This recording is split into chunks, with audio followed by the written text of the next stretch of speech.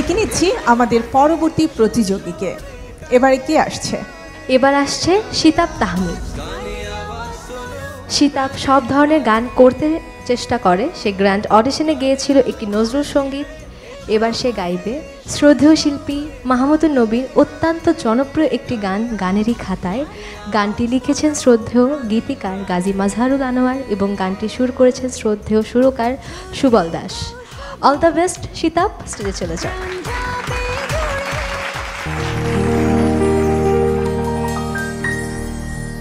গানেরই খাতায় স্বরলিপি লিখে বলো কি হবে জীবন খাতার ছিন্ন পাতায় শুধু বেহিসাবে ভরে রবে। গানেরই খাতায় স্বরলিপি লিখে বলো কি হবে জীবন খাতার ছিন্ন পাতায় শুধু বেহিসাবে ভরে রবে। গানেরই খাতায় স্বরলিপি লিখে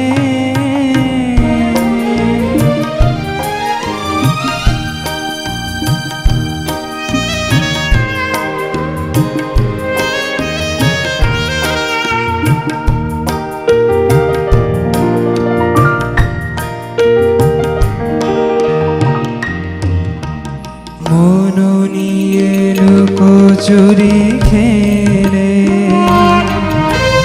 কোনো দিন যাবে পথে ফেলে। মন নিয়ে লুকোচুরি খেলে কোনো দিন যাবে পথে ফেলে। ফুরাবে আমার এ গান যাবে আমায় কি গো ডেকে নেবে জানি নেবে না নেবে না নেবে না। গানেরই খাতায় স্বরলিপি লিখে বলো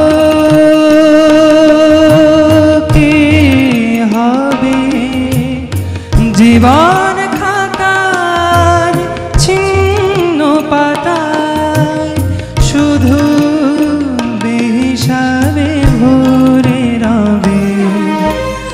গানেরই খাতায় স্বরলিপি লিখে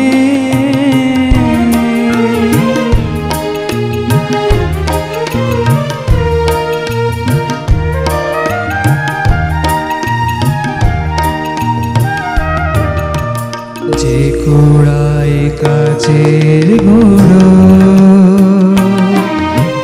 পথের ধারে হিরে ফেলে আঁচলে চন্দ্র ঢেকে সে হয় খুশির পিদিম জেলে।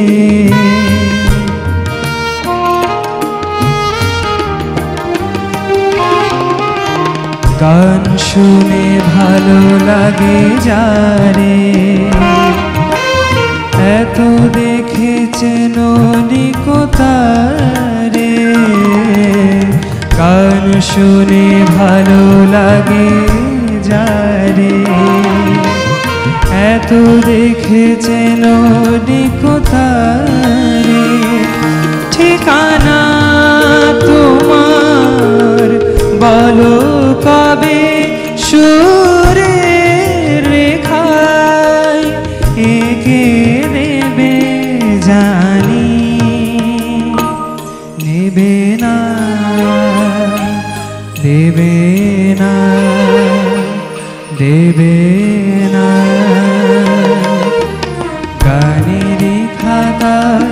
স্বরলিপি লিখে বলো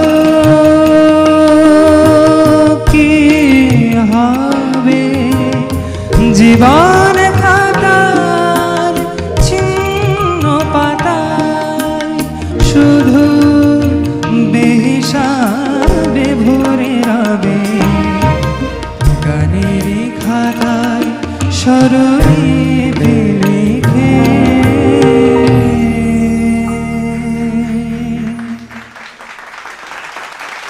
শিতাব, বাংলাদেশের চলচ্চিত্রের মানে অন্যতম একটি কালজয়ী গান, এবং এই গানটির সাথে আমাদের সামিনা ম্যাম আপনার অনেক স্মৃতি, অনেক কথা, অনেক কিছু নিশ্চয়ই রয়েছে। আমি আপনার কাছ থেকে প্রথমে অবশ্যই জানবো না, আমি বন্যা ম্যামের কাছ থেকে শুনতে চাই আগে, সামিনা ম্যামের কাছে পরে আসবো।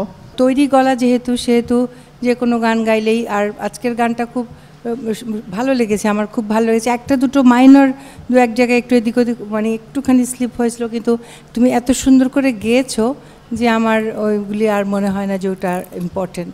কিন্তু গাওয়াটা মানে খুব খুব সুরে ছিল মানে ওভারঅল, আর মেজাজটাও ভালো ছিল। আমি এই গানটা আরও তো অনেকেই গায় গানটা, কিন্তু সুন্দর মানে ওপরে নিচে সব কিছু মিলে খুব ভালো লেগেছে। Thank you ma'am. ধন্যবাদ ম্যাম। ইমন চৌধুরী, খুব অন্যরকম একটা গলা আপনার, মানে নর্মালি ছেলেদের গলা এরকম সচরাচর শোনা যায় না আসলে, তো আসলে অন্যরকম। যত্ন নিয়েন গলার, এবং এরকম গলা আমাদের দেশের খুব প্রয়োজন, কারণ অনেক সুন্দর সুন্দর কাজ করা যাবে এরকম গলায়, আসলে অনেক সুন্দর, এবং চর্চা চালিয়ে যান, দোয়া রইল। Thank you sir.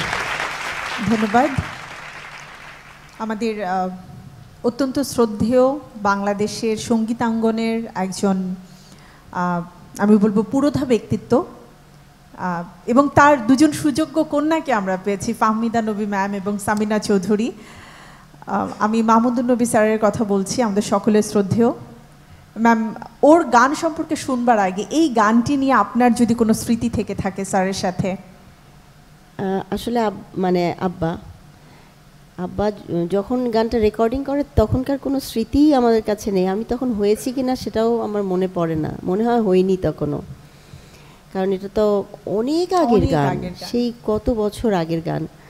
কিন্তু যখন বড় হয়ে গেছি তখন মানে যখন বুঝতে শিখে গেছি তখন দেখলাম যে মাহমুদুন নবীর গানেরই খাতায় স্বরলিপি, মানে আব্বার নামেই ছবি চলতো।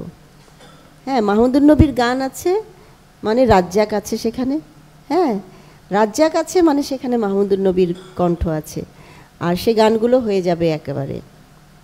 এই ছবিটা ছিল স্বরলিপি ছবি, এটা ছিল গানেরই ছবি, এবং আব্বার সাথে খুব মিলে যেত ঘটনাটা সিনেমার সাথে।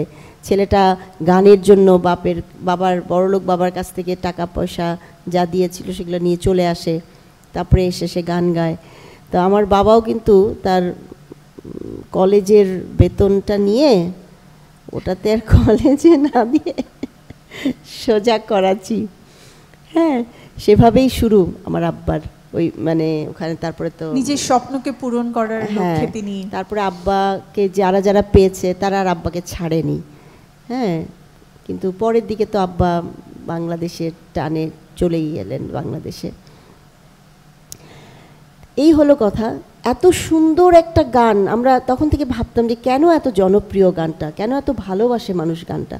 গানটা যেমন সুন্দর ছিল তেমনি রাজ্জাক আর ববিতার ওই দৃশ্যায়নটা অপূর্ব। মানে আগেকার ছবি দেখলেই মন, এখন জানি না তোমাদের হয়তো সময়ই হয় না এই গানগুলো শোনার, এই ছবিগুলো দেখার, কিন্তু তখন দেখে মনে হয় যে আমরা যে এখন ভিডিও বানাই অনেক কিছু অ্যাড করতে হয়, এডিট করতে হয়, কিন্তু তখনকার এই গানগুলো এক একটা ভিডিও, মানে গানের মিউজিক ভিডিও, ববিতার অকারণ পিয়ানো বাজানো সেটাও যেমন স্নিগ্ধ, এবং ববিতা ম্যামের কণ্ঠে যিনি গিয়েছেন আমাদের বাংলাদেশের কিংবদন্তি শিল্পী রুনা লায়লা ম্যাম গিয়েছে।